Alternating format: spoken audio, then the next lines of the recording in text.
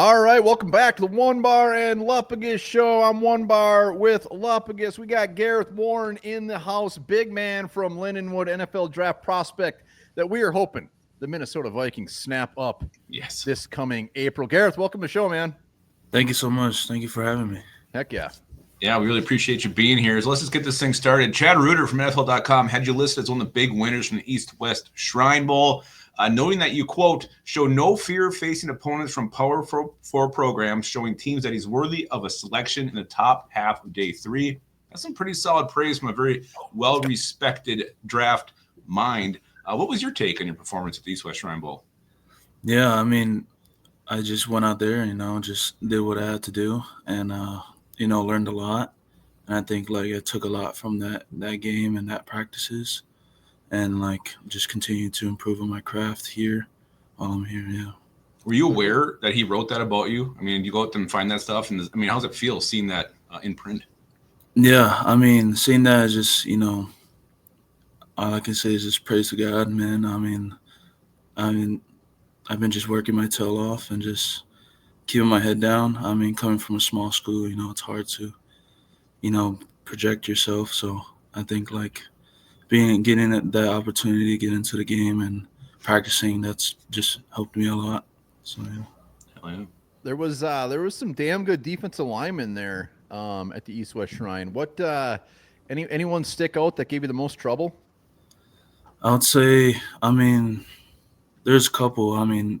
Nazir Stackhouse, he was one that I was trying to compete with the whole time. He tried to go against the best. And he definitely showed some of my weaknesses, and I think that's something I look back on the film. I'm I can do better for sure.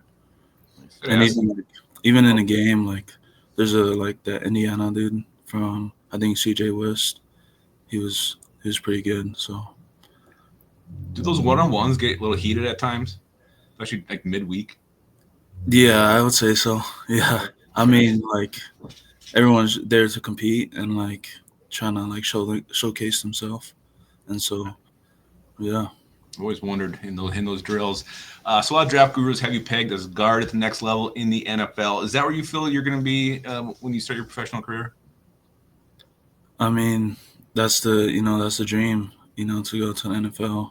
I mean, I'm open to anything right now, so just trying to take the next opportunity. The pro day is coming up in 2 weeks. Or less than that now. So just make use of that opportunity and show what I can do. Hell yeah. Yeah, I mean, you've played tackle, guard. I mean, didn't you even play center in high school? I mean, you've played them all. Yeah, I played all 5. I mean, I was primarily on the left side while I was here at Lindenwood. But yeah, I can play both sides. Even in the practices at the Shrine Bowl, I played right side, right guard, so I can do it all, pretty much.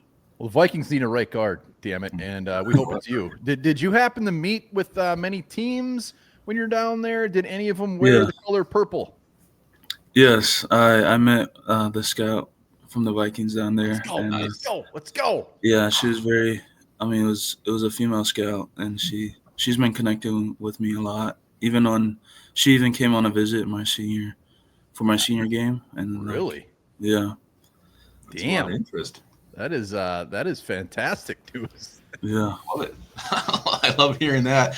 So you're seen as a guy who's strong enough to anchor, but also athletic enough to pull and trap. What do you think is the strongest part of your game, though? Strongest part of my game is probably, I love pulling. I think I can move.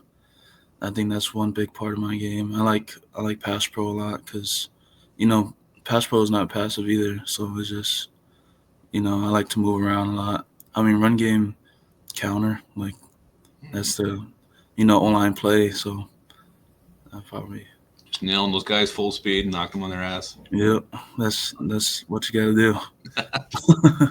Well, I'll tell you, I mean, watching you play and listening to you talk, it's crazy because, I mean, you seem like the nicest dude, and when you're out on the field, you don't seem very nice. Do you have to flip a switch when you get on the field or what? Oh, definitely. You got to flip a switch. When you're out there, every play you got to prove yourself. So, I mean, you got to flip a switch. Off the field, though, I mean, very down-to-earth guy and, like, you know, just very faithful in God, and, like, that's all I can say, really. Nice. Do you do you get into the chatting back and forth the defensive lineman? You get any talking, or you just let your play do the talking? Play do the talking, man. I mean, Nice. the only time I'm chatting with them is like if I'm like calling out, you know, blitzes or stuff like that. I mean, they always like try to chatter with me. I'm like, go back to your side. Like I'm here to play. Like, let's go. Smile and wink. What's your biggest thing that you feel you need to improve on taking the next step from Lindenwood to the NFL? Yeah, I mean, with the the competition level is definitely a lot higher. So just being a little quicker, and just continuing to work on my craft. I would say like I got beat in the inside moves like quite a lot, and I think like just being more reactive in that part, and yeah. Nice. So I know you mentioned your pro day in 2 weeks. What are your plans just from now until draft day? Yeah, I mean, after pro day, I just continue training and like working on my craft for sure. And then right now I'm trying to find like either a townhouse or an apartment to go move in and like just settle down and see what happens. And then I plan to go back home to Hawaii and be with my family for the draft day. So nice. So that townhouse was in Minnesota, right?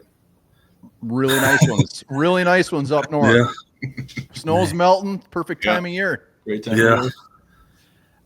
What's final for you? Do you have any expectations come draft weekend as far as if you get drafted, when? I mean, it would just be a blessing to, get my name called.